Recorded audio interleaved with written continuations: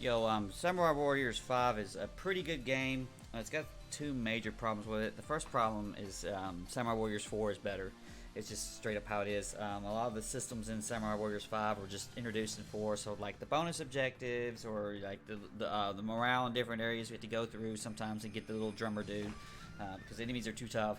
All of that was set up in 4. And so from a gameplay perspective, it has not added very much compared to 4, and it's really just taken away. So it's got 15 weapons, which are shared over about 26 or 27 characters. And so obviously you're gonna have a lot of clones. Basically what you consider a clone in Dynasty Warriors is like, well, it's a different character, he has a different personalities, but he has the same moveset as another character. When games like Orochi Warriors might have like 150 something characters, they each have their own 150 weapons, so they're each different. And so here you might have Ieyasu has two swords, and some new guy named Shinnosuke has 2 swords as well, and they're practically the same character, besides a different Musu and like a different ultimate. And so it's a limited amount of characters compared to 4, or just any of some of these modern Omega Force, Musu games anyway. There's not many characters here. Now the sets and weapon sets are pretty interesting, and there didn't seem to be anything that sucked. Often you get run into characters like, man, I might like this character, but his weapon sucks. But here he's like, you can swap it around, do whatever you want to. But I just felt that as you're playing through the game, that these clones shit starts really taking effect. And as I was getting further and I beat the game, and I'm having to, I might run one person who has 2 swords or one person who has a bow, and then you start getting the other characters that are using the same weapons. I didn't want to play them people. I just want to play as the original character, and I wanted, it just felt like I was already done something, and so it really destroys kind of the replay value of the game. So as often these games you would go through, you beat the game with your favorite character, but then you would go through and play it with your friends later on, and run some different characters and level them up to see how good they are. There's none of that here because you just got 15 weapons, and once you get the weapons maxed out, which is not difficult, it starts like, well, what am I doing? It becomes like a hamster wheel grind. The other big problem with this is that there's nothing really new being brought to the table that says, well, okay, it's kind of it's a soft reboot for mainly the story and actual characterization. So they changed the personalities of characters. Like Noah was like a hussy and stuff in like Samurai Warriors 1 through 4. Here she's like very frigid and like stoic. So there's changes like that. Or Ieyasu went from being like this old man, kind of this like almost like a turtle suit kind of thing, very Sal Ren type character, to being a little kid with 2 swords. I mean, he really looks like a little kid, maybe even a little girl. But this kind of shit's actually been done before. Liu Bei did the exact same thing. Take Liu Bei's mustache, take Ieyasu's mustache away, give him 2 swords and make him younger. The exact same shit happened in Samurai Warriors. Dynasty Warriors 6. And so it's like, well, this doesn't feel fresh. They did a couple of gameplay changes. So like there's what's called a Citadel System, which is like basically where you're designed to kind of like a more freestyle where you're defending bases and they can send random enemies at you. You do these little Citadel missions. They last like about 3 or 4 minutes, and they'll allow you to build up materials, which you can build up your base camp, which is going to allow you to increase some of the maximal things because you're limited in. So you can't have like a level a weapon with plus 10 attack or whatever it is until you go through and you've leveled up your base. It'll allow you to have that shit.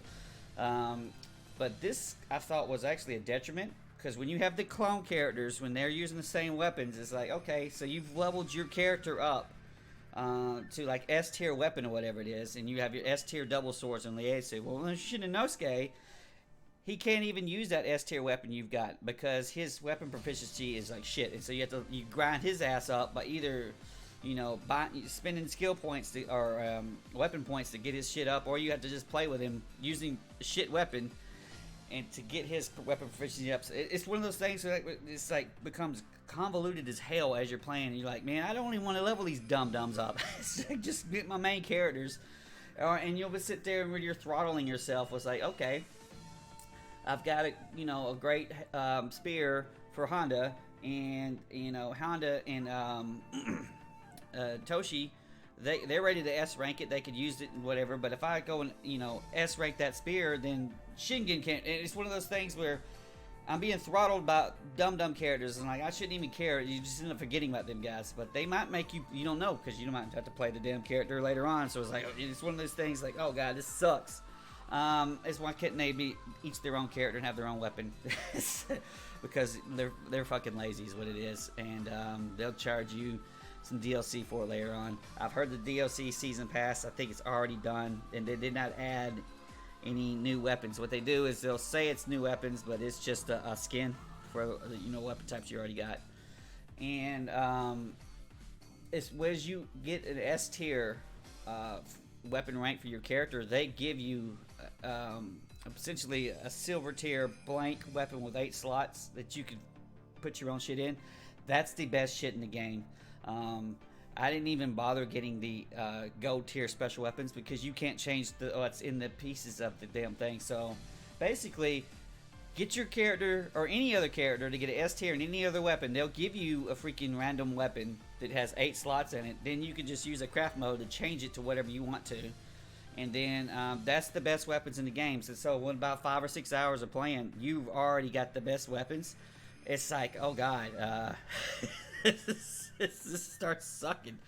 And there's these new moves called ultimate moves, which are very similar to Fate Extella Link shit, where you got 4 different things that are on cooldowns. And so you hold down R bumper and you press the face button, and you can do these things. And they're on 4. There's like 4 different cooldown moves, and they can, if you go and build your character a certain way, they can be pretty damn strong. About these ultimate moves can kill officers and shit in one hit. They're mainly designed for kill special types of enemies. There might be a spear enemy with like a glowy spear, like right here on the screen, where they can just they have armor on, and so they'll just punch you through the armor. But your ultimate goes right through them. It was just more of annoying until you actually beat the game and get onto the Nightmare Insanity mode, where they can actually do good damage to you, and so you need to be kind of worried about what ultimate you're using on them. It's just otherwise it's just it's just some thing that they added, but they didn't put much difficulty in it or anything at all, and so it's like, man, who gives a shit? Overall, I'm not too impressed with this game, but it's still a good Samurai Warriors game. It's just other ones have been done better. And I think the best stuff coming out from your Dynasty Warriors type games these days are going to be your spin-offs, like your Legend of Zeldas, or I haven't played Persona yet. Persona, they seem to be putting a lot of effort and originality into those things. It changes it up a lot. This isn't happening on the main series, and we're not even talking about Dynasty Warriors 9, which is a colossal fuck up. But one paw up from Brian, we haven't played a Musu in a long time. So here's a new Muso. It's fun. It was played through it. Didn't want to do too much after we beat it, because I didn't feel that there was many weapons or whatever. And Big Kitty is throwing the paws down, because Samurai Warriors 4, Orochi Warriors 4 or 3, that's what you should play instead. Dynasty Warriors 8 XL. New graphics and new soft reboot doesn't really add enough to this, at least about full price.